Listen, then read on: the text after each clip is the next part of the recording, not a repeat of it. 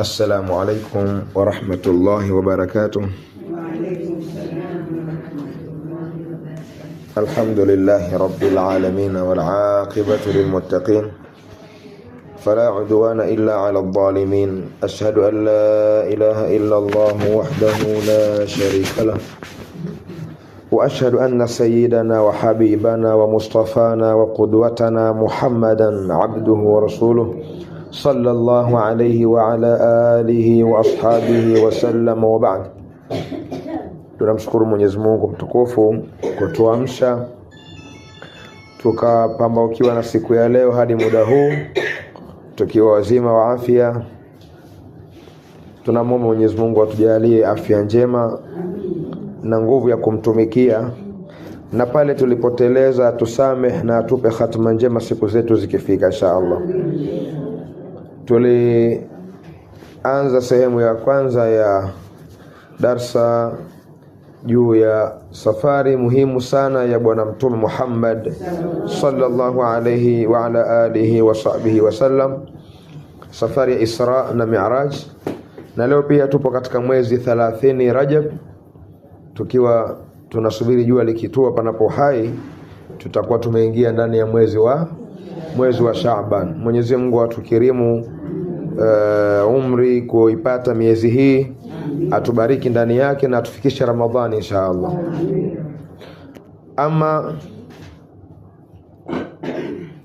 tuliondokea katika mapito yake kwenye Isra, safari yake ya usiku hii kutokea Maka mpaka Baitul Maqdis. Bado mtume yuko njiani anaelekea Baitul Maqdis. Hapa kati na kati kuna visa mbalimbali, kuna matukio mbalimbali mtume sallallahu alaihi wasallam anakumbana nayo. Sasa tukiendelea, mtume sallam wasara hatta ata madinata Baitul Muqaddas. Alikwenda mtume sallallahu alaihi wasallam mpaka akaufikia mji wa Baitul Muqaddas au Baitul Maqdis, yote ni majina yaweza kuitwa. Wadakhala min babiha al-yamani, akauingia mlango wake wa upande wa Yemen. Ile Baitul Maqdis ina mlango mmoja unaelekea upande wa Yemen. Yemen pia ni mji katika miji mitukufu yenye athari ya Uislamu. Baadhi ya mitume wamezikwa kule. Thumma nazala anil buraqi, kisha akashuka mtume akateremka kutoka katika mnyama wake mtukufu buraqi. Thumma warabatahu bibabil masjid, akamfunga mtume sallam pale kwenye mlango wa ule msikiti wa Baitul Maqdis. Hapa tunajifunza hivi, buraki amekuja kwa ajili ya mtume, kaletwa kutoka peponi amchukue mtume mpeleke safari lakini mtume kamfunga kamba pale. Si alikuwa muachie tu, angemkimbia yule lakini atufundisha sisi mtume sallallahu alaihi wasallam tahadhari. Ni somo tunajifunza tahadhari. Akamfunga kamba pale, wa bilhalqati allati kanat tarbutuhu biha al-anbiya wa alayhim salatu wassalam. Kuna kijieneo pale ilikuwa wanafunga hata mitume iliyotangulia alayhim salatu wassalam, ilikuwa wanafunga wanyama wao, wanamfunga buraki. Ndio hapo naye mtume akamfunga. Wa fi riwayatin inna Jibril ata as-sakhrata fawada usbu'ahu fiha fakharaqaha wa shadda biha al-buraq. Katika hadithi nyingine, katika mapokezi mengine yasiyokuwa haya, hapana shaka mtume Jibril aliliendea jiwe, akaweka kidole chake juu ya jiwe lile, kisha akalitoboa na akamfunga buraki kwenye jiwe. Lakini tunalolitaka au tunalolipata ni kwamba buraki alifanywa nini? Alifungwa. Sawa. Wadakhala almasjida min babi tamilu fihi shamsu wal qamar, akaingia msikiti kwa mlango ambao jua hupigia kule, humili kule upande ule, wal qamar, na mwezi. Thumma salla huwa wa Jibrilu kullu wahidin rak'atayn, kisha kila mmoja yeye na Jibril mtume akaswali rakaa mbili. Falam yalbath illa yasiran hatta ijtama nasun kathirun, hawakukaa muda mrefu, punde tu wakakusanyika watu wengi lile eneo pale kwenye msikiti wa Baitul Maqdis. ni katika misikiti mikubwa ukiachia Maka na Madina. Watatu ni huu ambao ukiswali basi swala yako moja ni kama swala 500. Sawa? Anasema fa'arafa an-nabiyyu an-nabiyina min baini qa'imin wa raki'in wa sajidin. Anasema pale mtume sallallahu alaihi wasallam akawatambua mitume wengi baina ya aliyekuwa katika qiyamu na rukuu na sijda. Kipindi kile akawatambua, kumbe wale watu waliokusanyika walikuwa ni mitume katika mitume iliyotangulia. Thumma adhana muadhinun wa uqimatis salatu, mmoja akaadhini mwenye kuadhini pakasimamishwa swala. Faqamu sufufa, wakapanga swafu. Yantadhiruna man ya ummuhum, wakingojea nani atakuwa imamu wao.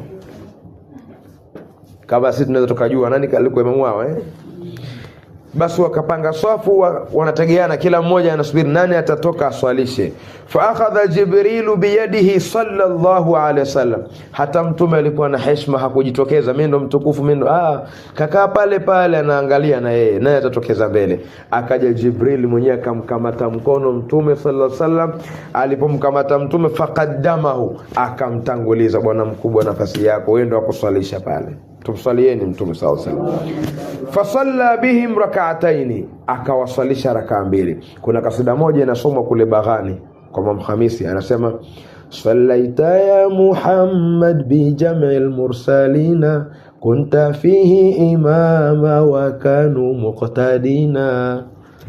Anasema uliwasalisha wewe Muhammad mitume yote walipokwenda miraji, wewe ukawa imamu wa kanu muqtadina, na wao wakawa nani?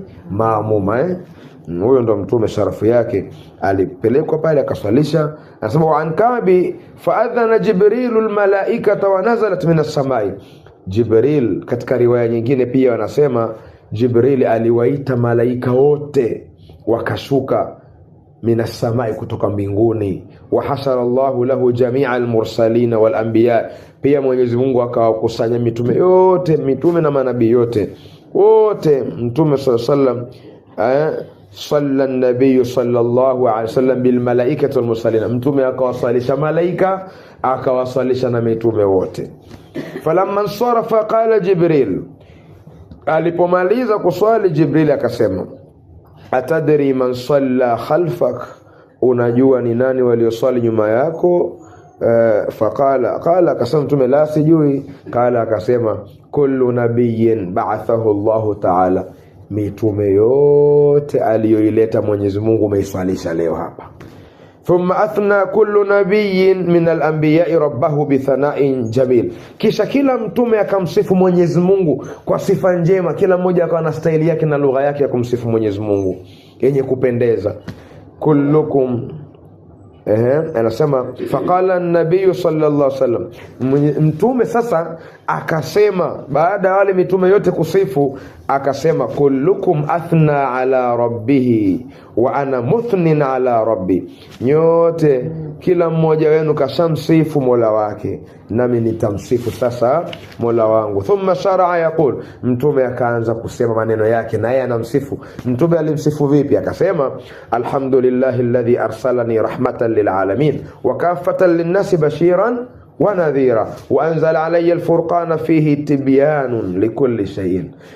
Na kila sifa njema zinamstahiki Mwenyezi Mungu subhanahu wa ta'ala, ambaye amenileta mimi hali ya kuwa ni rehma kwa viumbe vyote, na kuwa kwa watu wote ni mwenye kuwabashiria bishara njema, pepo ya Mwenyezi Mungu, na kuwahofisha na moto wa Mwenyezi Mungu. Na ameniteremshia Qur'ani, ndani yake mna ubainifu wa kila kitu. Akaendelea mtume sema waja'ala ummati khaira umma, akaufanya Mola wangu huyo umma wangu ni bora, ni umma bora. Ukhrijat linnasi, tena ulioteuliwa katika watu wote. Waja'ala ummati wasatan, akaufanya umma wangu kuwa kati na kati, manake waadilifu. Waja'ala ummati humul awwaluna wal akhiruna, na vile vile akaufanya umma wangu kuwa umma ndo wa mwanzo kuumbwa kuingizwa peponi maana yake, lakini vile vile ndio wa mwisho kuletwa duniani. sharaha li sadri, akanikunjulia kifua changu, wa wadaa anni wizri, akaniondoshea mzigo wangu wa madhambi, wa rafa'a li dhikri, akaunyanyua utajo wangu, kama alivyosema wa rafa'na laka dhikra, wa ja'alani fatihan wa khatima, akanifanya kuwa mwanzo kuumbwa na wa mwisho kuletwa duniani. Faqala Ibrahim sallallahu alayhi wasallam, akasema Nabii Ibrahim alayhi salam, bihadha faddalakum Muhammadun, kwa haya Nabii Ibrahim babu yake huyo anasema kwa haya amekuzidini kwa utukufu Muhammad sallallahu alayhi wasallam.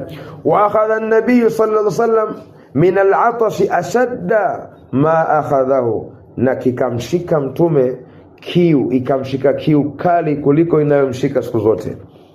Pale fajaahu Jibrilu alayhi salam biina'in min khamrin wa ina'in min laban, akaja Jibril akamletea chombo kimoja kina mvinyo na chombo kingine kina maziwa. Fakhtara al-laban, mtume akachagua nini? Maziwa. Faqala Jibril akamwambia, ikhtarta al-fitrata walau sharibta al-khamra laghawat ummatuk wa lam yattabi'ka minhum illa qalil. Umechagua maumbile, asili yako ndio umechagua, na lau ungelikunywa mvinyo ukauchagua huu mvinyo ulevi huu, umma wako wote ungelipotea na wasingelikufuata isipokuwa wachache.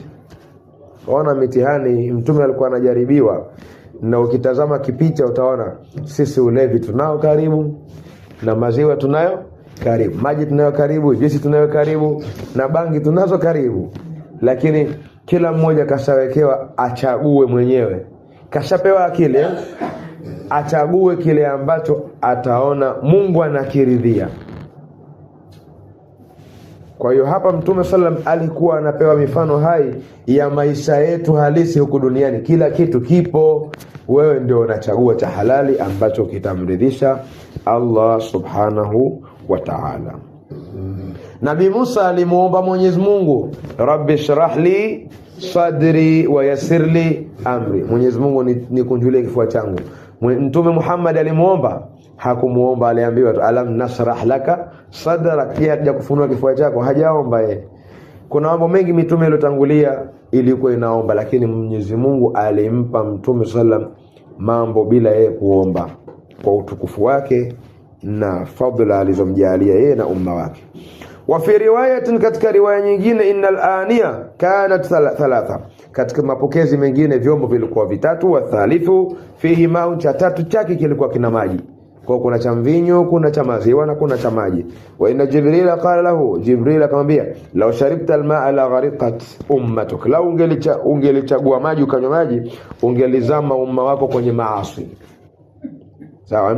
Wa fi riwayat, katika riwaya nyingine, inna ahad al-aniya al-thalatha allati uridat alayhi kana fiha asalun badala al-ma'i, katika riwaya nyingine kile chombo cha tatu kilikuwa kina asali badala ya maji. Ala kulli halin, kulikuwa kuna vinywaji ambavyo ndani yake kuna ibara kwa kuzingatia sisi tunaosimuliwa masimulizi haya. Wa annahu raa an yasari as-sakhra al-hura al-ain, Mtume sallam aliona upande wa kushoto mwajiwe, akaona kuna wanawake wa peponi. Fasallama alayhinna, akawatolea salam.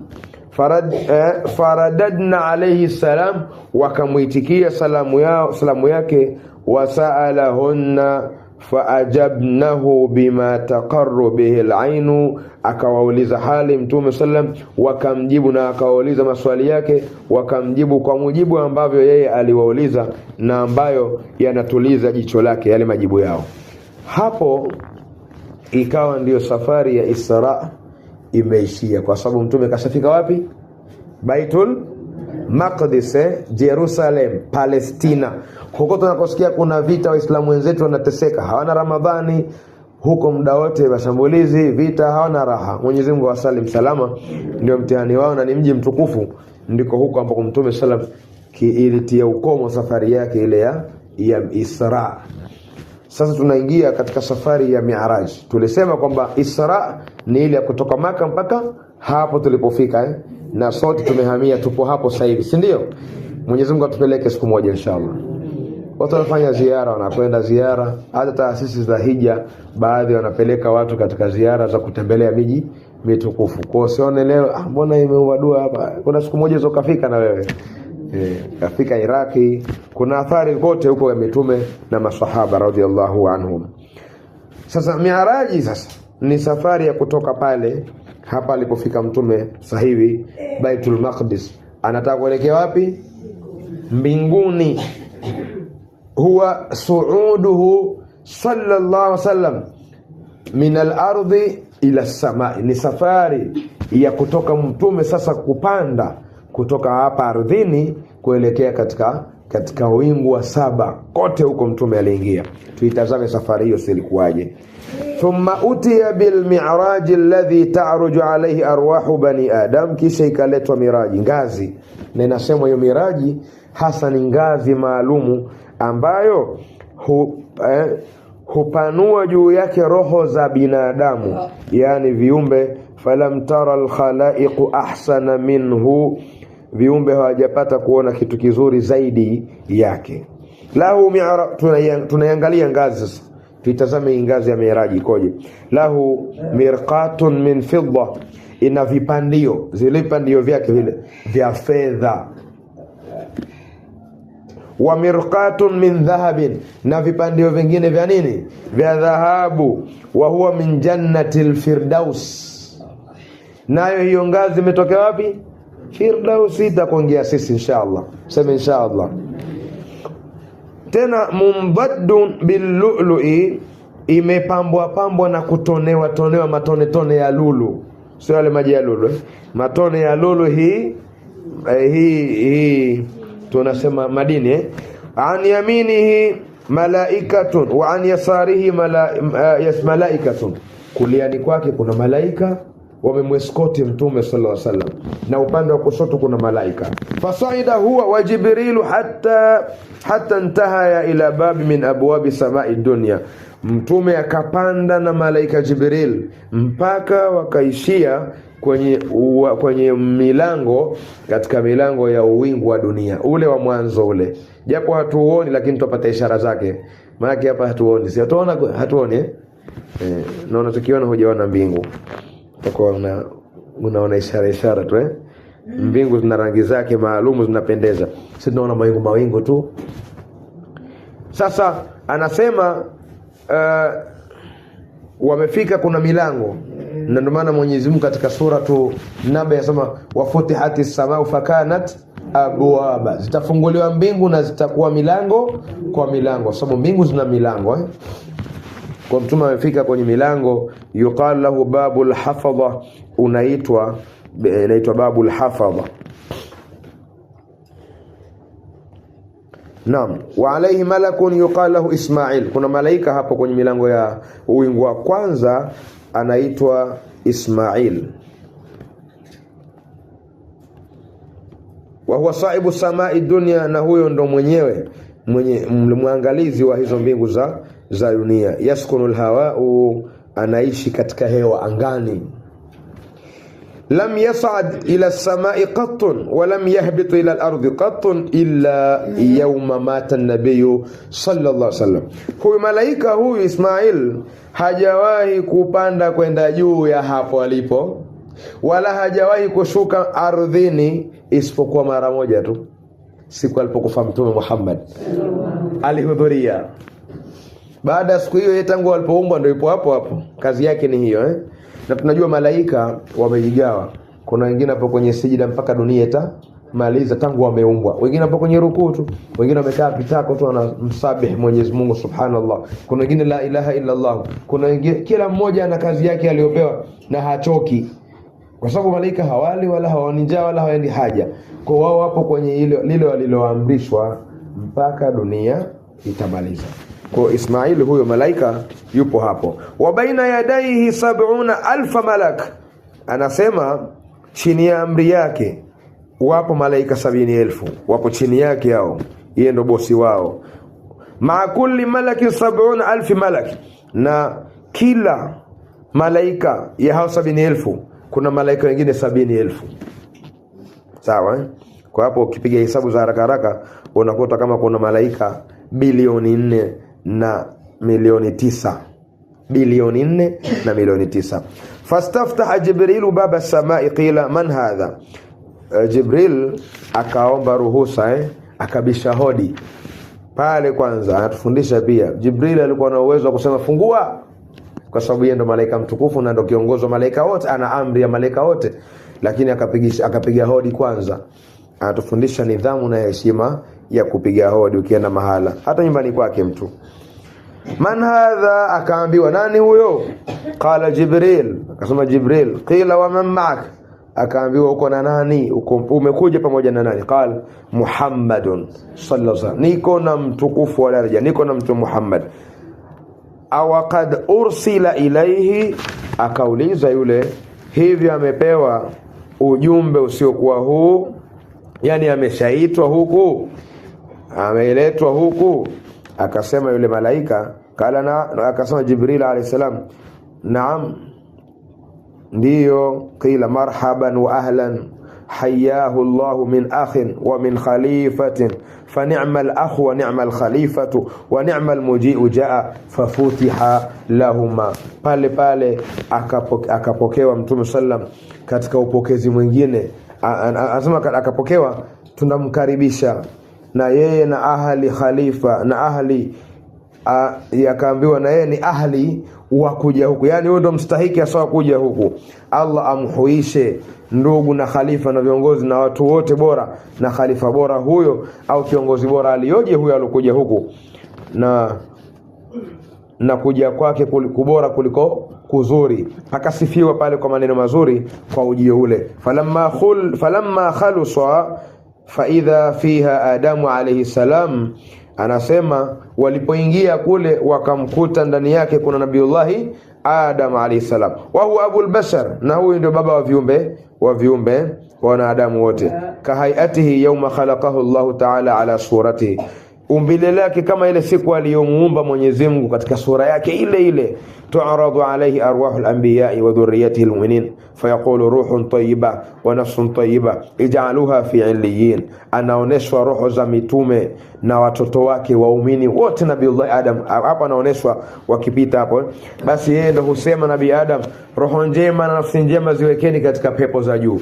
Yeye alikuwa ndo kazi yake, yupo hapo Nabiiullah Adam, mtume anashuhudia hayo. Thumma tu'radu alayhi arwahu dhurriyyatihil kuffar, kisha wanasogezwa, hupitishwa zile roho za watoto wake Nabii Adam ambao ni makafiri walioasi katika ulimwengu. Fayaqul, wakipita watu kama hao Nabiiullah Adam maneno yake sio yale tena. Anasemaje? Anasema ruhun khabithatun wa nafsun khabithatun ij'aluha fi sijin, hizo roho mbaya, nafsi mbaya, watu waovu ziwekeni katika sijin, gereza la motoni.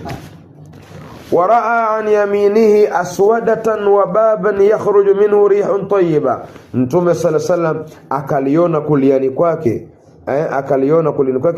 kundi upande wa Nabii Adam, kuliani akaona kundi na mlango, akaona inatoka kutoka ule mlango aliouona kuliani, inatoka harufu nzuri nyekunukia na kuvutia. Wa anshimali aswadatan, lakini upande wa kulia kushoto aswidatan, kuna harufu mbaya inatoka. Wa baban, na kuna mlango yakhruju minhu rihun munthina, inatoka harufu iliyokuwa sio nzuri, mbaya. Wa idha nadhara ila yaminihi dhahika wastabshara, Mtume akiangalia kuliani anacheka, anafurahi. Wa idha nadhara fi qibala shimalihi, akiangalia kushoto hazina wa baka, anahuzunika alafu analia. Fasallama alayhi an-nabiyyu, Mtume akamtolea salam Nabii Adam. Tumefahamu kundi mawili hayo, kundi la peponi na kundi la Nabiiullah Adam. Akaitikia salamu, kisha akamwambia marhaban bil ibni salih, karibu mtoto wangu mzuri. Wa nabii salih, na mtume mwema, mtoto mzuri, mtume mwema, mtu mwema. Faqala an-nabii sallallahu alayhi wasallam ya Jibril, man hadha? Jibril, nani huyu? Mtume anamuuliza Jibril, huyu nani? Qala hadha abuk, kaambia huyu baba yako huyu Adam. huyu ndo Adam mwenyewe, ndo huyu. Wa hadhihi al-aswidatu nasamu banihi fa ahlul yamini minhum ahlul janna ahlul shimali minhum ahlun nar fa idha nadhara an yaminihi dhaika wa idha nadhara an shimalihi baka. Anasema hawa uliowaona hawa kuliani ni watoto wake, hawa ni waja wema, na hawa waliowaona kushotoni ni watu waovu katika wanadamu hawa. Lakini akiangalia naye Nabii Adam kuliani alikuwa anacheka, akiangalia kushotoni anahuzunika na kulia kuwalilia watoto wake. Wa hadha albabu alladhi an yaminihi babul janna, na huu mlango ulioko upande wa kuliani ni mlango wa peponi. Wa idha nadhara man yadkhuluhu min dhurriyyatihi dhahika wastabshar, ndio maana alikuwa akiwaona wanaoingia mlango huu katika wanawe, basi alikuwa anacheka na kufurahi, na akiona upande wa kushotoni mlango wa motoni huu wanaingia watu katika watoto wake, alikuwa anahuzunika na kulia. Thumma madha hunayhata fawajada akili riba wa amwali al-yatama waz-zunata wa ghayrahum ala halati shani'atin bina'i ma taqaddama wa ashna'a. Kisha kaenda kidogo Mtume akawakuta wenye kula riba wapo hapo, na mali za mayatima na wazinzi katika hali mbaya mfano wa ile hali iliyotangulia kabla. Thumma saida ila samai الثانية فاستفتح جبريل باب السماء قيل من هذا؟ قال جبريل محمد. قيل ومن معك؟ قال جبريل ومن معك؟ قال محمد. akapiga hodi kama vile Jibril, akaulizwa wewe nani? Akasema Jibril. Uko na nani? Akasema niko na Muhammad. Akaulizwa maswali kama yale, nafupisha kidogo, ameletwa huyo au ameagizwa? Jibril akawa anajibu ni sawa sawa, kaagizwa, kaletwa huyu na Mwenyezi Mungu Subhanahu wa Ta'ala. Marhaban, anakaribishwa vile vile, karibu tunakukaribisha, na huyo ndo haki yake kuja huku, ndo mustahiki wa kuja huku, ndo kwake huyo. Mwenyezi Mungu amhuishe yeye, lakini vile vile kiongozi bora, zile sifa zile zilizopewa kwenye uwingu wa kwanza zikaletwa, sitaki nizirejee kwa ni yale tufupishe tupate kutumia muda. Falamma khalusa idha huwa bibnayil khala Isa ibn Maryam wa Yahya ibn Zakaria. Anasema walipoingia katika wingu wa pili wakakuta kuna watu wawili, ni hawa ni wa mama mkubwa na mama mdogo. Nadhani tumesoma katika sura sijui Maryam kama hivi, tumesoma tukakuta kwamba Nabii Isa na Nabii Yahya ni mwana wa mkubwa kwa mdogo, ni ndugu. Akawakuta pale, kila mmoja amemshabihi mwenziwe kwa nguo na nywele, yani wamefanana, nguo zao na nywele zao wamefanana. Wa maahuma nafaru min qaumiha, nao wako pamoja na watu wa kaumu zao. Basi tahamaki Nabiullahi Isa, mwili wake ukawa umejaajaa yeye. Akamuona Mtume Nabii Isa kidogo kibongebonge kimejaajaa kidogo pia akamuona walbayadu, na rangi yake imemili kidogo ila alhumrati walbayadu, imemili kidogo weupe na wekundu ubivu hivi. Lakini vile vile nywele zake zikawa ni nywele laini refu kama vile aliyetoka msalani bafuni, zimefanya kama kuroana hivi, zinang'ara. Mtume sallallahu alaihi wasallam akamshabihisha, akamfananisha na sahaba wake Urwa ibn Mas'ud al-Thaqafi. Mtume pale akamuona huyu Mtume huyu Nabii Isa kama vile amefanana na sahaba yake akiitwa Urwa radhiyallahu anhu. Fasallama alayhim an-nabiy, Mtume akawasalimia mitume miwili ile Yahya na Isa alayhi salam. Faradda alayhi salam, wakamrejeshia salamu. Thumma qala, kisha wakamwambia marhaban bil akhi salih wan nabii as-salih, karibu mtume mwema, kaka mwema wewe na mtume mwema. Wada'awa lahu bi khair, wakamwombea khairi. Wakaondoka pale wakaenda uwingu wa tatu. Uwingu wa tatu wakafanya kama walivyofanya, wakabisha hodi na wakaitikiwa na maneno mazuri baada ya kuulizwa na kutambulika kwamba ugeni ni wa Mtume sallallahu alaihi wasallam. Walipoingia, idha huwa bi Yusuf wa ma'ahu nafaru min qaumihi, wakakutana katika wingu wa tatu Nabiiullah Yusuf. Nabii Yusuf akapewa salamu, akaitikia salamu, kisha akamkaribisha, karibu mtume mwema, karibu ndugu mwema, akamwombea kheri. Kisha akamkuta Nabii Yusuf u'tiya shatra al-husni, amepewa nusu ya uzuri. Wa fi riwayati, na katika riwaya nyingine, ahsana ma khalaqa Allahu, anasema katika mapokezi mengine, mzuri zaidi alivyoumba Allah. Manake kaumbwa kwa uzuri ule wa hali ya juu. Amewapika watu wote kwa uzuri. Anasema qad faddala an-nasa bil husni kal qamar laylatal badri ala sa'ir al kawakib. Amewapita watu kwa uzuri, lakini vile vile uzuri wake kama mwezi au usiku wa mwezi 13 14 kung'ara ule lakini vile vile na kuzidi nyota nyingine. Mtume akauliza sallallahu alaihi wasallam, akauliza nani huyu? Akaambiwa huyu ni ndugu yako Yusuf alayhi salam. Na kisha akafahamishwa na akaondoka pale. Na uzuri wa Nabiiullah Yusuf ni nusu ya uzuri, lakini walipokuja kusifiwa Mtume sallallahu alaihi wasallam, uzuri wake ni uzuri kamili. Kama Nabii Yusuf alikuwa na nusu ya uzuri, na tumesoma kisa chake kule, wale watu walijikata mikono yao hivi katika mtihani ule wapitia, basi Mtume sallallahu alikuwa uzuri wake kamili yeye, kama yule ni nusu yeye kamili. Tumsalieni Mtume Muhammad sallallahu alaihi wasallam. Basi wakapanda katika wingu uliofuata, wingu wangapi? Wanne. Huko faidha huwa biidris, wakakutana Nabiiullah Idris, qad rafa'ahu Allahu makanan aliyya, Mwenyezi Mungu amemnyanyua katika mahala patukufu pa juu, cheo cha juu. Akamsalimia, akaitikiwa salamu, akakaribishwa kama alivyokaribishwa na mitume wengine. Kisha akaambiwa karibu, akaondoka, akaingia katika wingu wa tano. Kule akabisha hodi na akapokewa, akaulizwa hapo, faidha huwa biharuna wa nisfu lihiyatihi bayda wa nisfuha sauda. Akakutana na Nabiiullah Harun, ndugu wa Nabiiullah Musa alayhi salam. Anasema ndevu zake nusu zilikuwa nyeupe na nusu nyeusi.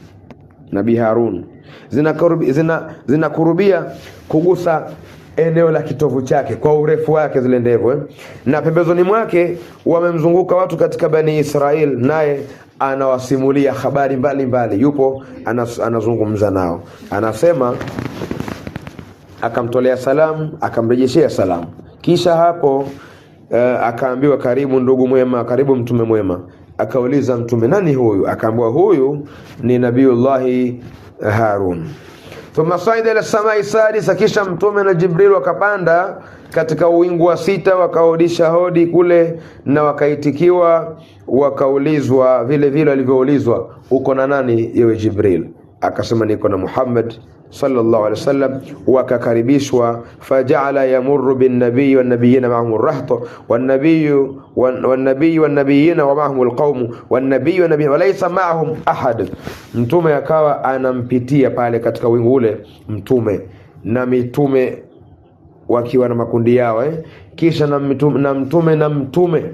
mitume wengine wana watu wengi, na mtume na mitume mingine haina watu. Yani ikawa kuna mtume anapita na mitume wengine wanapita na watu, kuna mitume wengine wanapita na watu kiasi, na kuna mitume wengine na mitume kadha wa kadha wanapita hawajafuatana na watu. Basi thumma marra bisawadin adhimin sadda al-ufuq. Anasema kisha likapita kundi kubwa limeziba upeo wa macho kuona, yani haoni mtume upeo wake. Akauliza Mtume sallam, man hadha aljamu, ni mkusanyiko gani huu, aina gani huu? Akajibiwa, akaambiwa ni Nabii Musa na watu wake, lakini tazama juu, walakin irfa' ra'sak, hebu nyanyua kichwa uangalie juu. Fa idha huwa bisawadin adhim, hapo akaona weusi, qad sadda al-ufuq min dhal janibi wa min dhal janibi, ndipo akaona kundi kubwa limefunika upeo wa macho huku na kule, huoni kitu, kundi tunaweusi tunaona. Mtume sallam akauliza, nani hawa? Akaambiwa, haulai qaumuk, hawa ni watu wako. Wasiwa haulai 70,000 yadkhulul jannata bighairi hisab, Akaambiwa hawa ni watu wa umma wako, na wasiokuwa hawa 70,000 katika umma wako wataingia peponi bila ya hesabu. Akawa anafahamishwa pale mtu sasa. Falamma khalusa fa idha huwa bi Musa ibn Imran rajulun adimun tiwalun kaannahu min rijali shanu'a kathiru ash-sha'r law kana lahu qamisani la nafadha sha'ruhu dunahuma. Anasema walipolipita lile kundi wakamkuta Nabiiullah Musa ibn Imran, ni mtu mwenye wekundu uliojaa, lakini vile vile ni mrefu kama watu wa Shanua, jina la mahala katika mji wa Yemen. Kuna watu warefu huko, ndo alivyoonekana Nabii Musa. Lakini vile vile akawa ni mwingi wa nywele. Anasema lau kama atavaa kanzu mbili, basi nywele zake zinaweza kupenya zile kwa ukubwa wake. Fasallama alayhi an-nabiy sallallahu alayhi wasallam, wakasalimiana wakaitikiana.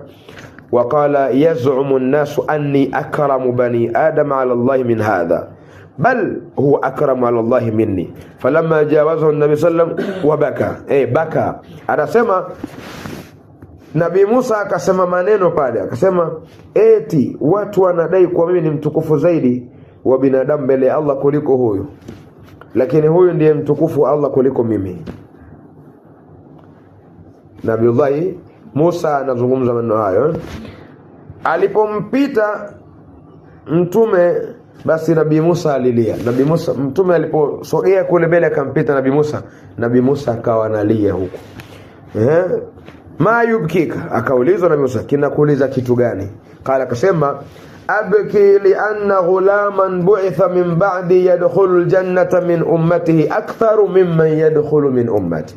Nalia kwa sababu huyu mtu aliyepita sasa hivi ataingia peponi na umma wake utaingia peponi mwingi kuliko utakavyoingia peponi umma wangu. Nabii Musa analia, lakini malio yake, kilio chake ni cha wivu kwa umma wake. Yazumu banu Israil anni akram bani adam ala Allah. Pia wanadai watu wa Israeli eti mimi ni mtukufu kuliko wanadamu wengine mbele ya Allah kuliko huyu. Wa hadha rajulun min bani adam khalafani fi dunya wa ana fi ukhra falau annahu fi nafsihi lam ubali walakin ma'hu ummatu. Anasema kwamba na huyu ni mwanadamu amekuja duniani baada ya mimi kuja, hali ya kuwa nishatangulia akhira mimi. Lau angekuwa pekee nisingejali, lakini anafuatana na umma wake. Nabii Musa akawa anazungumza maneno ya kutamani na yeye, na Nabiiullah Musa akatamani kwamba lau angelikuwa katika ummati Muhammad, hata kama asingekuwa mtume. Sisi tumepata bahati tumo katika ummati Muhammad, lakini tunachezea fursa ya kuwa katika umma mtukufu kama huu. Thumma sa'ida ila samai sabi'a, akapanda kisha mtume katika wingu wa saba. Fastafta Jibrilu baba sama, Jibrilu akamfungulia wingu akapiga hodi wingu wa saba. Qila, pakaulizwa man hadha, nani? Kama kule kote alipojitambulisha akamtambulisha na mtume sallallahu alaihi wasallam, akakaribishwa vizuri, wakaribie waingie.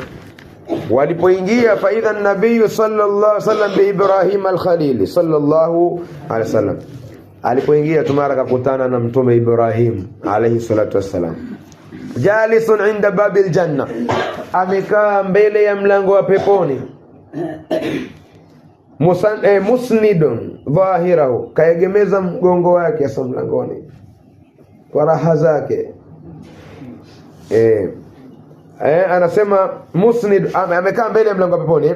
Musnidun dhahrahu ila albayt alma'mur, ameegemeza mgongo wake kwenye mlango wa Baitul Ma'mur. Tunajua Baitul Ma'mur Baitul Ma'mur ni nyumba kama vile ilivyokuwa Al-Kaaba duniani, na huko malaika wanatufu wanazunguka Baitul Ma'mur, na wanasema iko sawa sawa na Al-Kaaba kiusawa.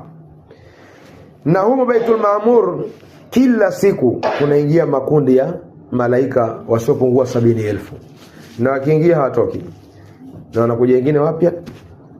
Jiulize, kila siku habari hiyo ndio iko hivyo. Akafika mtume akaona maahu nafaru min qaumihi, nabii Ibrahim yuko na watu wake. Waqala marhaban, akakaribishwa mtume sallallahu alaihi wasallam. Kisha akaambiwa, thumma qala, akasema nabiiullah Ibrahim, mur ummataka faltukthiru min ghirasil janna fa inna turbataha tayyibah wa arduha wasi'atun. Waamrishe umma wako. Nabii Ibrahim kampa zawadi mtume, na umma si ndio sisi? Mtume anaambiwa waambie watu wako wakithirishe kupanda miche ya peponi. Kwani udongo wake ni mzuri, ardhi yake ni mzuri, na ardhi yake ni kunjufu, ni kubwa sana, pana sana. Faqala mtume sallallahu alaihi wasallam akasema, wa maghirasul janna, nipi hiyo miche ya peponi watu wangu nikawaambie waipande sana?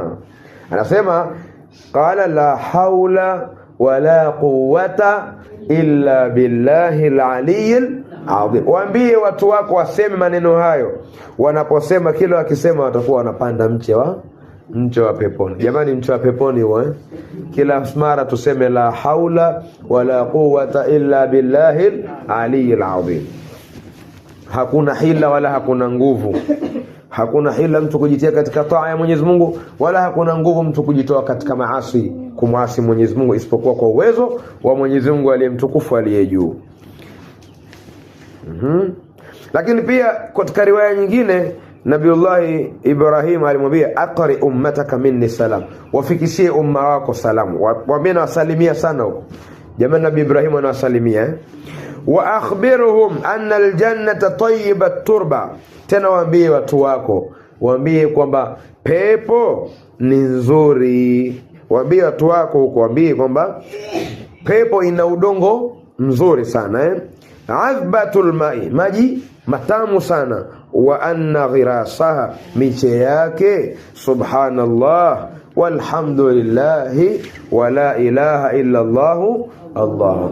Waambie huko miche yake pepo hiyo, ardhi hiyo, ni maneno hayo, subhanallah walhamdulillah wa la ilaha illa Allah wallahu akbar. Katika riwaya nyingine pia imekuja hivyo.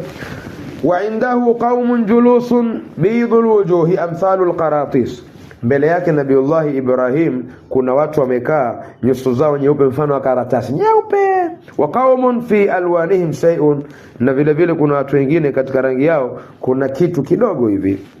Faqama haulai alladhina fi alwanihim shay, wakasimama wale watu ambao katika nyuso zao kuna kitu kidogo.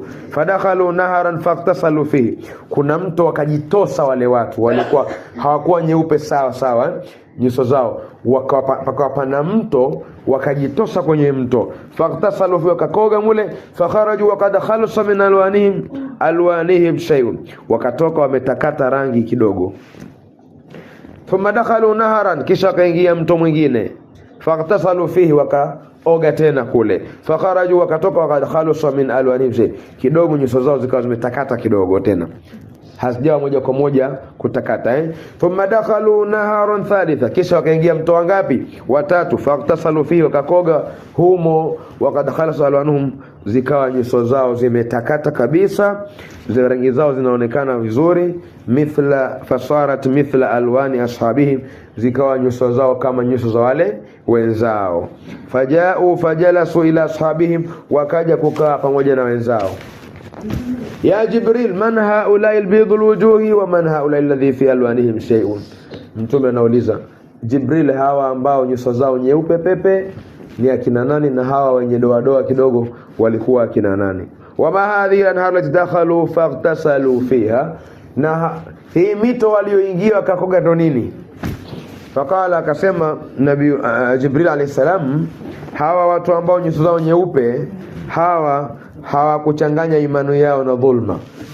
Imani zao hazijachanganyika na nini? Na dhulma. Na ama hawa ambao nyuso zao, rangi zao zilikuwa zimechanganyika na rangi kidogo nyingine hazijatakata, hawa imani zao na matendo yao yamechanganyika na mambo maovu. Wakamuomba Allah msamaha, ndo ile mito ile, Allah akawasamehe. Na ile mito, mto wa kwanza ni rahmatullahi, ni rehema za Mwenyezi Mungu. Lakini mto wa pili ni'matullahi, ni neema ya Mwenyezi Mungu. Na ya tatu, saqahum rabbuhum sharaban tahura, Mwenyezi Mungu amewanywesha hao vinywaji safi. Yani haya ni majina, huwa hayatafsiriwi moja kwa moja, lakini imefanywa tafsiri, lakini majina yanaitwa katika hiyo mito ambayo Mwenyezi Mungu huwapa wale watu ambao huingia katika toba, katika tohara ya kujitakasa na dhambi zao. Anasema akaambiwa pale Mtume, hapa ni pahala pako na mahali pa umma wako. Tahamaki Mtume akawakuta umma wake wako makundi mawili. Pale akawakuta makundi mawili. Kundi la mwanzo lina nguo nyeupe kama karatasi, na kundi la pili lina nguo za kijivu jivu. Fadakhala albayt alma'mur, Mtume akaingia kwenye Baitul Ma'mur. Akaingia pia na wale watu ambao nguo zao ni nyeupe, akaingia nao mule. Wale waliovaa za kijivu wakazuiliwa wasiingie. Haya, hali ya kuwa wako katika khairi nao, akaswali yeye Mtume na waumini walio pamoja naye katika Baitul Ma'mur. Akaswali mule Mtume sallam, wa idha huwa yadkhuluhu kullu yawmin 70,000 malak. Anasema akakuta mule Mtume kila siku anaingia malaika 70,000, lakini la yauduna ilahi ila yawm alqiyama, hawarudi baada ya kutoka. Walikuwa kiingia wanatoka wale, sio wanabaki, kumbe wanatoka, lakini wakishatoka hawaingii wengine mpaka siku ya kiyama. Wanaingia wapya malaika, hawajapata kuingia. Kwa hii tunaona jinsi Mwenyezi Mungu alivyokuwa na malaika wengi sana. Malaika ni wengi sana kuliko viumbe wote. Na kama linaanguka jiwe kutoka Baitul Ma'mur likaja sawa la anguka jiwe al-Kaaba, kwamba ziko sawa. Naam, wa annahu uridat alayhi al-aniyatu thalatha al-mutaqaddima, na kwa yeye Mtume sallam alipitishiwa vyombo vitatu vilivyotangulia katika Baitul Muqaddas kule. Basi akachukua maziwa na Jibril akalipasisha tendo lake lile kama ilivyotangulia. Jibril akasema, ilivyo katika upokezi, umechagua umbile ulilonalo wewe na umma wako. Hapa tunakumbushwa kule kwamba Mtume sallam alichagua maziwa. Tunakumbushwa hapa pia akatafsiriwa na kuambiwa alichokichagua, kachagua fitra, umbile sahihi.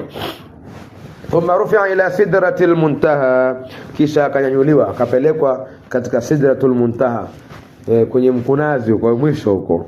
Wa ilaiha, ni eneo linaloitwa sidratul muntaha. Wa ilaiha yantahi ma ya'ruju min al-ardi fayuqbadu minha, wa ilaiha yantahi ma yahbitu min fawq fayuqbadu minha. Sema huko ndiko kikomo cha kinachotoka ardhini, kwenye sidratul muntaha. Na sisi kamata hapo tutaonana chini ya ukishakerwa, tutakutana chini ya mkunazi. Maana yake huko ndo mwisho wa mambo yote yanotoka ardhini, ndo mwisho wake, ukomo ni hapo, lakini vile vile hupokelewa hapo na huishia hapo. Kinatoka juu kinaishia hapo pia, hupokelewa hapo. Wa idha hiya shajaratun, tahamaki akaukuta ni mti, min asliha anharun, inatoka katika shina lake mito. Hiyo sidratul muntaha ni mti, chini yake shina lake kunatoka maji. Anharu min ma'in ghairi asin, maji ambayo yasiyoharibika ladha wala rangi wala harufu. Lakini na mito ya maziwa yasiyoharibika ladha yake, na mito ya mvinyo wenye ladha kwa nani? Lisharibin, ladhatin lisharibin, yenye ladha kwa wenye kunywa. Wa anharu min asalin musaffa, kama aya inavyosema katika Qur'ani kule, na mito ya asali iliyochujwa safi kabisa. Yasiru rakibu fi dhilliha 70 aman la yaqta'uha, anaweza kwenda katika kivuli chake mwenye kupanda farasi kwa miaka 70. Kile kivuli cha ule mti tu kikipita miaka 70, na farasi wako unaitembea naye mbio. Naona ukubwa wake huo mti miaka 70 unakwenda hujakimaliza kile kivuli.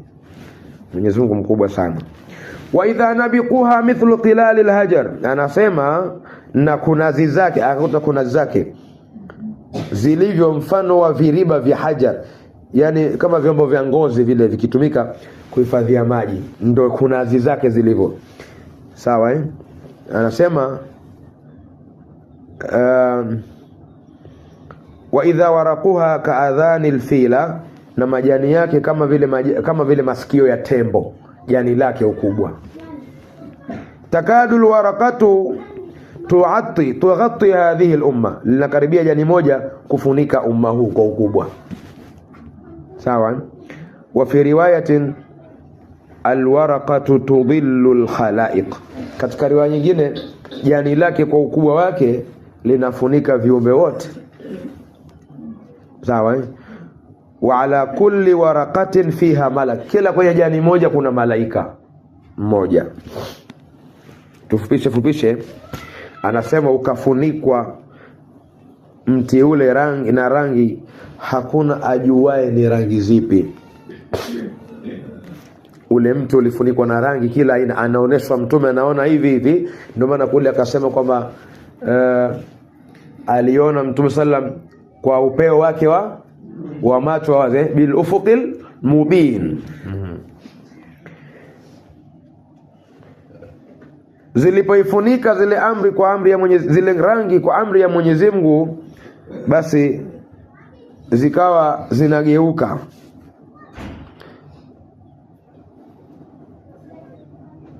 Na katika upokezi mwingine ilibadilika, zikawa rangi za yakut, zikawa rangi ya zabarjad. Hakuna awezaye kuusifu mti huu kwa rangi ambavyo zilikuwa zinabadilika kwa uzuri.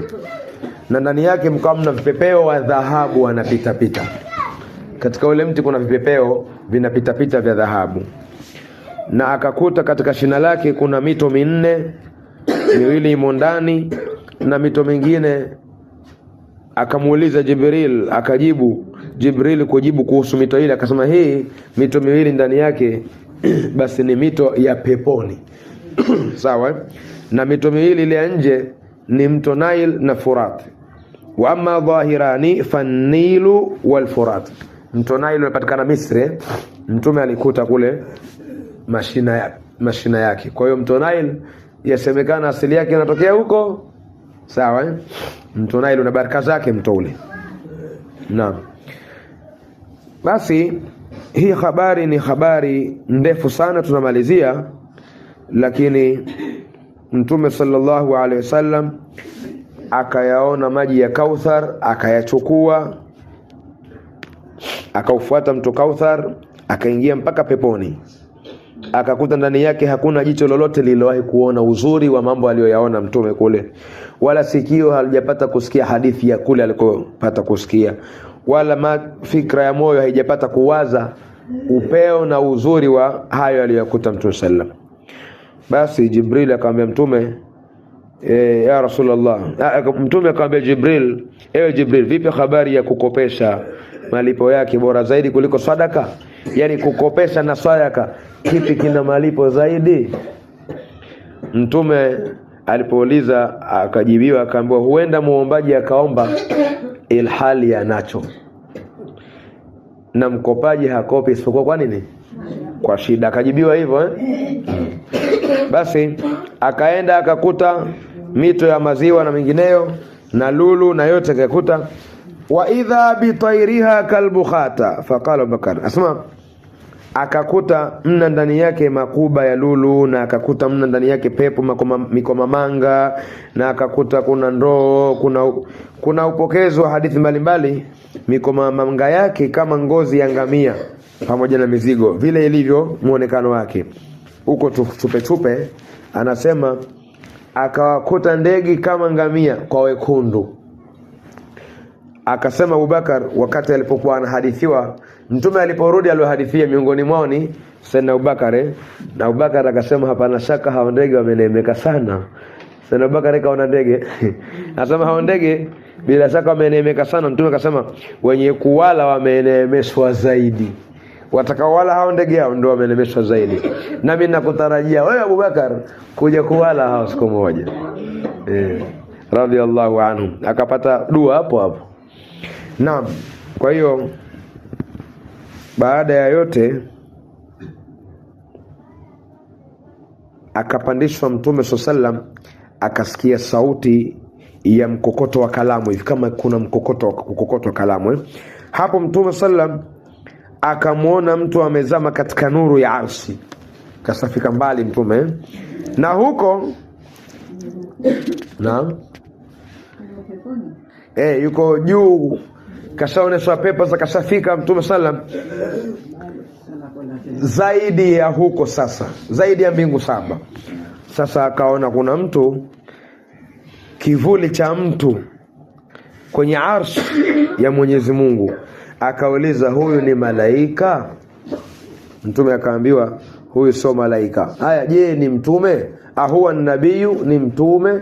Akaambiwa huyu sio mtume. Huyu mmemkuta huku kote huku. Akauliza, nani huyu? Akajibiwa, hadha rajulun kana fi dunya lisanuhu ratbun bi dhikri llahi ta'ala. Huyu ni mtu katika umma wako. Duniani huko ni mtu tu kawaida, lakini huko duniani aliishi ulimi wake muda wote umerowana kumtaja Mwenyezi Mungu. Hapo ndio unaona fadhila za nini? Dhikri.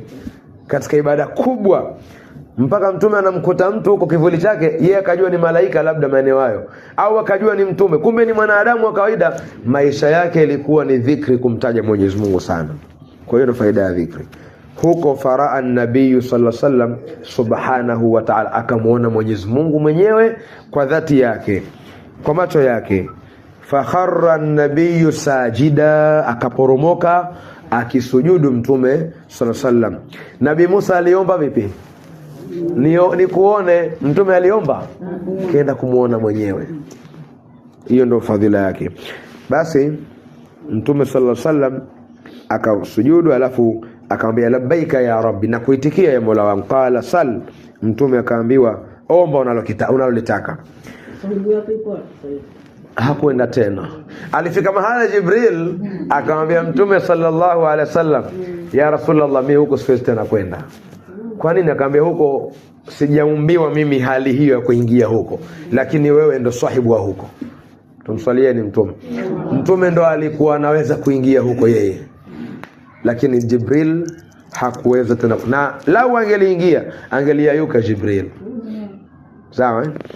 Ndio maana mtume kaandaliwa tangu huku kwa safari hiyo, kwa huko alikokuwa anakwenda. Basi mtume akaambiwa, wewe umemfanya Ibrahim kuwa rafiki yako, umempa ufalme na nafasi kubwa, umemzungumza na Musa, umempa Daudi ufalme mkubwa. Yani anasema mtume kumbe Mwenyezi Mungu Ibrahim umfanya khaliluk, ukampa ufalme pia, ukampa Nabii Musa kuwa ni kalimullah, ni mzungumzaji wako. Daudi ukamfanya ni mfalme na analainisha vyuma, na ukafanya majabali yanyenyekea kwake na mwanawe. Nabii Suleiman umempa ufalme mkubwa, ukawatiisha majini wote kwake, na mashaitani wakawa chini yake wanamnyenyekea, na upepo. Akataja zile neema za mitume wenzake, kaeka ambwa aombe, yeye anataja neema hapo. Lakini Nabii Musa na Isa umemfundisha Taurati na Injili, ukamfanya yeye kuponyesha watu mbalanga, kuhuisha watu waliokufa kwa idhini yako, lakini ukamkinga na mama yake na sheitani aliyelaaniwa. Shetani hakuwa na njia kwake. Mwenyezi Mungu akamwambia, nimekufanya wewe kuwa mpenzi wangu, kipenzi changu. Sawa Na imeandikwa katika riwaya nyingine kwamba, na katika Taurati pia imeandikwa pia kwamba Muhammad ni kipenzi cha Allah. Basi na nimekutuma wewe kwa watu wote, hali ya kuwa wewe ni mwenye kubashiri pepo na kutoa indhari kwa moto. Kuhusu moto, nimekunjua kifua chako, nimeondoa mazito yako, nimenyanyua utajo wako. Sitajwi ila nikitajwa mimi na wewe umetajwa. Ikiadhini wa adhana, ashhadu an la ilaha illa Allah, ashhadu anna Muhammadan rasul. Ukitamka shahada la ilaha illa Allah, Muhammadur Rasulullah, lazima mtaje mtume ndio jambo litimie. Kwa hiyo mimi nimekufanya hivyo Muhammad, na nimekupa khairi nyingi. Nimekufanya wewe ni mtume mbora wa mwanzo na wa mwisho.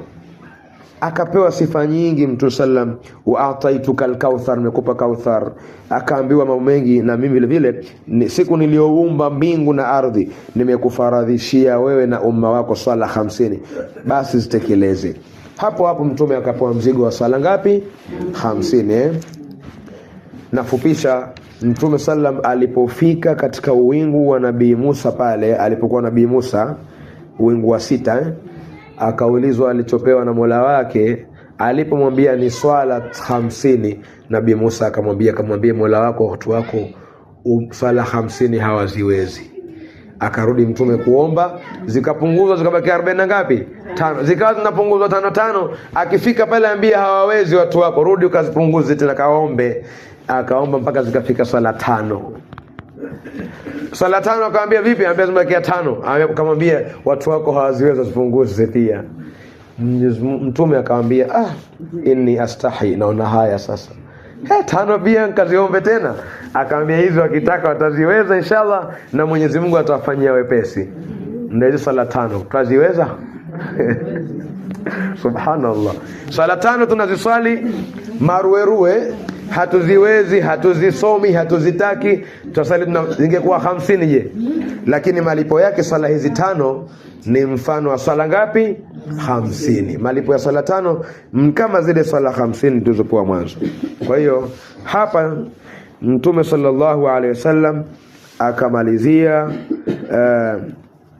kuelezewa yale yaliyopewa, lakini zikapunguzwa na ikawa safari yake imeishia na kurudi katika ulimwengu ikiwa amepewa dhamana na amana ya swala hizo. Sasa naam, walikuwa wanaswali asubuhi na jioni, sala za Nabii Ibrahim. Walikuwa wanafuata mfumo ule ule wa Nabii Ibrahim, sala 2 tu, asubuhi na jioni, shughuli imekwisha. Kuanzia hapo tena yukapewa sala hizo, ndo mtume akaja. Alipofika duniani akawa hajajua sala ile ya alfajiri, mtume hakuweza kuiswali. Sawa akaanza sala gani? Ya dhuhuri. Kwa mtume alikuja muda wa sala, kila alipokuwa kifika muda wa sala anakuja Jibril anamfahamisha kutia udhu, halafu anamfahamisha namna ya kuswali, mpaka sala zote akazijua. Kwa akapewa elimu na Jibril alayhi salatu wassalam. Naam, hii hadithi ina mambo mengi na yote ni sehemu ya usiku, maana hata usiku haukufika, ni sehemu ndogo ya usiku. Kwa hiyo ni safari ya miujiza ambayo Mtume sallam alipewa, na aliporudi Mtume sallam, nafupisha kwa sababu kitabu kilisoma itabidi tuweke sehemu ya 3 na sitaki tuweke sehemu ya 3, tuishie hapa. Lakini aliporudi akawakusanya watu kuambia kilichojiri usiku. Wapo waliomkubali, wapo waliomkataa. Abubakar Siddiq radhiallahu anhu akamwambia sadaqta kama alikuwepo na yeye. Ndio maana akaitwa Abubakar Siddiq. Siddiq si baba yake, wala Abubakar sio jina lake, anaitwa Abdullah bin Uthman bin Abi Quhafa, ndio jina lake. Abubakar ni Bakri kwa sababu Bakri na bukra, mapema, ndio alomwamini mtume mapema, baba wa mapema huyo. Lakini vile vile Siddiq kwa sababu alilosema mtume yeye ndio hivyo hivyo, alikuwa hampingi mtume. Abubakar Siddiq. Abu Jahli pale wakampinga mtume pale, watu wakaja na ubishi wao wa kawaida, wakamwambia haya, wewe umekwenda Jerusalem, Baitul Maqdis, sisi tunatoka miezi kwa miezi tukufika huko, ati umekwenda usiku mmoja. Leo tupunguzie kidogo kwa uongo. Wakamwambia sif lana al-Baitul Maqdis, hebu tupe wasifu, tuambie milango iko mingapi, madirisha mangapi huo msikiti wa Baitul Maqdis. Sasa mtume usiku huo atakazingatia madirisha mangapi? Lakini muujiza Mwenyezi Mungu Subhanahu wa Ta'ala kumtetea mtume wake ili wale watu angalau wakumwamini wamuamini, asije akaitwa muongo. Pale Mwenyezi Mungu alileta mfano wa screen, mfano wa TV. Mtume akawa anaona mlango baada ya mlango, anahesabu pale. Anawaambia upande wa mashariki kuna milango kadha wa kadha, madirisha kadha kadha, yako hivi, yani ukuta wake uko hivi, kama vile mtume anaona pale pale. Hawakumpinga. Upande huu wa Yemen uko hivi, upande akawa anawaambia pale. Lakini bado baada ya kumaliza pale, Abu Jahl ambia, kama kuna wachawi duniani basi mmoja ni wewe. Yani unaujua msikiti hivyo kama vile wewe umejenga wewe, na wewe mchawi mmoja katika wachawi humo. Hakusilimu Abu Jahl. Abu Jahl yeye hakuwa ami yake. Abu Lahab alikuwa ami yake mtume. Abu Jahl hakuwa ami yake, lakini katika Makuraish masahaba watukutu wakaidi. Na yeye Abu Jahl aliitwa kwa sababu ya ujinga wake. Si mjinga kwamba alikuwa hana akili, alikuwa na akili nyingi sana, lakini ujinga wake kutoikubali haki pamoja na kuwa na akili nzuri. Kwa hiyo inshallah safari hii ni safari ambayo ina historia katika Uislamu. Mwenyezi Mungu atujalie tuweze kuathirika na matukio haya na sharafu na utukufu aliopewa Mtume sallallahu alaihi wasallam, na Mwenyezi Mungu akayaona yote haya makubwa. Mwenyezi Mungu atujalie mapenzi kwa mtume wetu, na sisi tuwe nyuma yake katika bendera yake, akiwa anaongoza kuelekea katika pepo inshallah. Kwa hiyo inshallah tufikie hapo, kwa sababu kisa hichi kina mambo mengi, lakini huyu shekhi mwenyewe kakifupisha na zaidi nakifupisha zaidi inshallah. Wabillahi tawfiq wa hadha, assalamu alaykum wa rahmatullahi wa barakatuh.